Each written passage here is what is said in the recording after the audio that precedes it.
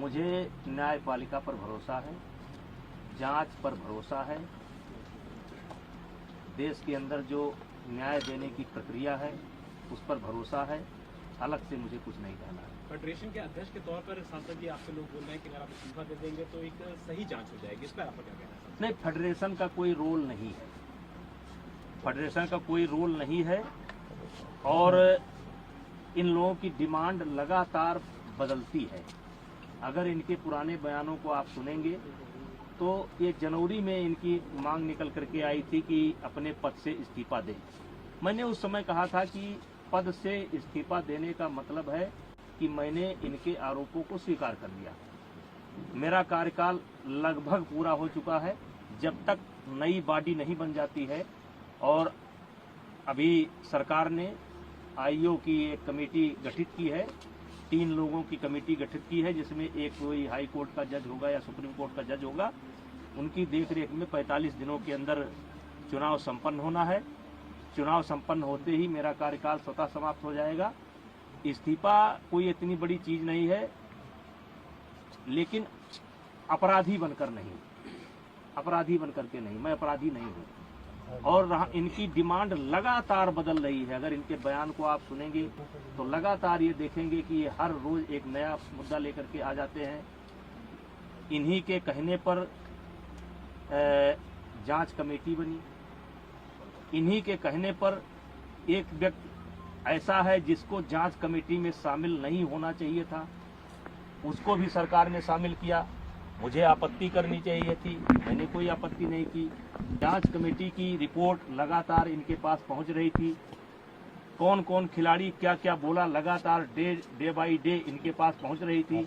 इनको जब आभास हो गया कि जांच कमेटी में कोई आरोप सिद्ध नहीं हो रहे हैं, तो इन्होंने कमेटी के सार्वजनिक होने का इंतजार भी नहीं किया और ये सुप्रीम कोर्ट चले गए और एक कोई नया मामला लेकर के भी गए हैं। और सुप्रीम कोर्ट में नया मामला लेकर के गए हैं और इन्होंने जिन बच्चों को पहले पेश किया है, कोई नाबालिग मैं नहीं जानता, एक ऐसा हवा में निकल करके आ रहा है कि उसमें से कोई नाबालिग है। तो मेरा सवाल यह है कि उसको जांच कमेटी के सामने क्यों नहीं पेश किया गया। और मैंने एक ऑडियो दिया है जिसमें एक खिलाड़ी, मैंने एक ऑडियो दिया है जिसमें धरने पर बैठा हुआ एक खिलाड़ी किसी लड़की से कह रहा है कि किसी भी लड़की का इंतजाम कर दो, किसी भी तरीके से इंतजाम कर दो। मतलब ये 4-4 महीना मेरे खिलाफ लोगों को उकसाएंगे, भड़काएंगे, सबूत इकट्ठा करेंगे और फिर 3 महीने बाद एक ले जा करके फिर किसी न किसी को पेश कर देंगे। चलिए, मुझे उस पर भी कोई आपत्ति नहीं है। ये काम जांच एजेंसी का है, वो जांच एजेंसी अब काम करेगी। लेकिन हमने तो लगातार सरकार के फैसले का सम्मान किया और ये लगातार इसका उल्लंघन कर रहे हैं। रोज रोज ये नई डिमांड लेकर के आ जा रहे हैं। अब जांच एजेंसी की रिपोर्ट सार्वजनिक होने का इनको इंतजार करना चाहिए। फिर ये धरने पर बैठ गए। अब धरने पर बैठ गए, पहले इनकी मांग थी एफआईआर की जाए। चलिए भाई, इनकी मांग स्वीकार हो गई, अब एफआईआर हो गई। अब इनको चाहिए, अब कहते हैं कि जेल के अंदर होना चाहिए, सारे पदों से इस्तीफा देना चाहिए। तो ये जो मेरे पास, मैं लोकसभा का सदस्य हूँ, ये पद मुझे दिनेश फोगाट की कृपा से नहीं मिला है, हमारे क्षेत्र की जनता ने मुझे दे रखा है।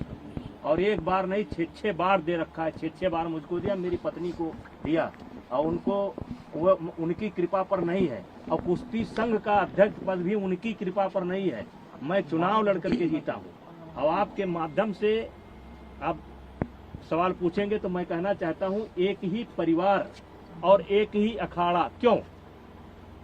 हरियाणा के अन्य खिलाड़ी क्यों नहीं? हिमाचल के, महाराष्ट्र के, मध्य प्रदेश के, केरला के, कर्नाटका के, तमिलनाडु के, बंगाल के, आसाम के, देश के अन्य प्रांतों के खिलाड़ी क्यों नहीं?